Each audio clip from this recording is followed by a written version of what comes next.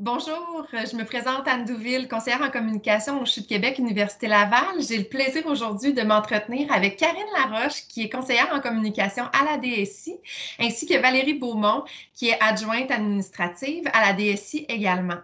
Elles participent toutes les deux au défi Prends soin de toi et leur direction a organisé une activité spéciale en marge du défi. Karine, est-ce que tu pourrais nous en dire un peu plus? Oui, en fait, à la direction des soins infirmiers, quand on s'est rendu compte que le défi LIFT était rendu un défi individuel, nous, on a décidé de se faire un défi dans la direction des soins infirmiers.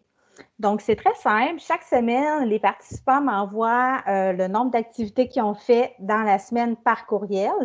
Moi, j'en fais la compilation dans un fichier Excel que je rends disponible dans l'espace collaboratif de la direction des soins sur le spot.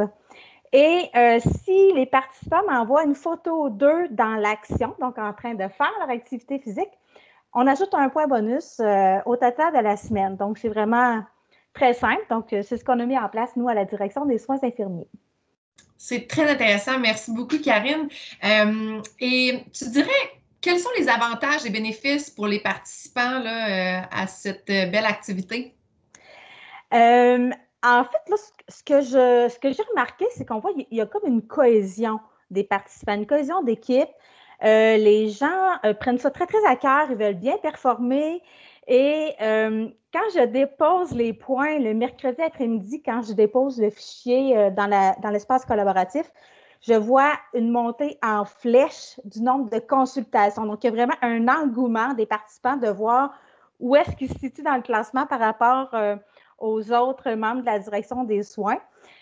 Puis, bien, évidemment, c'est sûr que, tu sais, on parle de bénéfices pour la santé, autant santé physique que santé mentale, parce que ça fait du bien aussi à notre esprit de prendre un temps d'arrêt puis de faire une activité qui nous plaît, là, simplement dehors. Là, on est chanceux, la température est clémente, fait qu'on peut beaucoup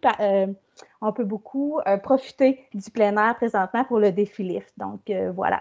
Alors, merci, Karine. Très intéressant.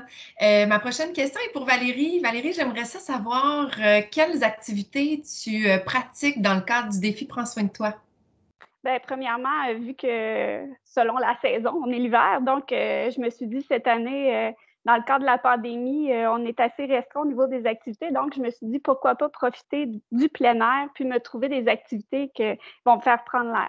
Donc, je fais beaucoup de ski de fond, des randonnées aussi en famille avec les enfants. Sinon, chez nous, je suis quand même bien équipée, donc de la musculation, tapis roulant, puis j'utilise aussi les entraînements là, que l'IF nous propose. OK, intéressant. Donc, l'activité faisait déjà quand même partie de ton quotidien. Oui, mais disons que là, j'avais un petit peu plus de motivation là, avec le défi, là, avec la DSI, là, c'est super. OK. Ouais, l'effet de groupe, j'imagine, aide à se motiver.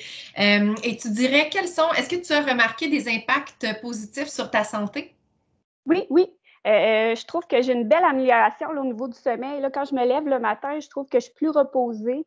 Je trouve qu'au niveau de l'humeur aussi, là, ça nous crée, on se sent mieux, ça a un bel effet là, positif. Là. Puis ben aussi, veux pas, ben, on perd du poids, on se sent plus en forme, puis c'est super. C'est bien, merci. En terminant, les filles, est-ce que vous auriez un message d'encouragement peut-être pour nos collègues des autres directions pour participer au défi? En fait, moi, je dirais, on n'a pas besoin d'être un grand athlète pour participer au défi. L'important, en fait, c'est de bouger idéalement tous les jours là, pour s'améliorer dans notre santé. Donc, puis en plus, là, le défi Lift, avec le défi Lift, on court la chance de gagner un prix de participation. Donc, moi, je dirais go, vous n'avez plus d'excuses, embarquez dans le défi. Il reste encore 2 semaines, donc il n'est pas trop tard pour participer au défi de l'organisation.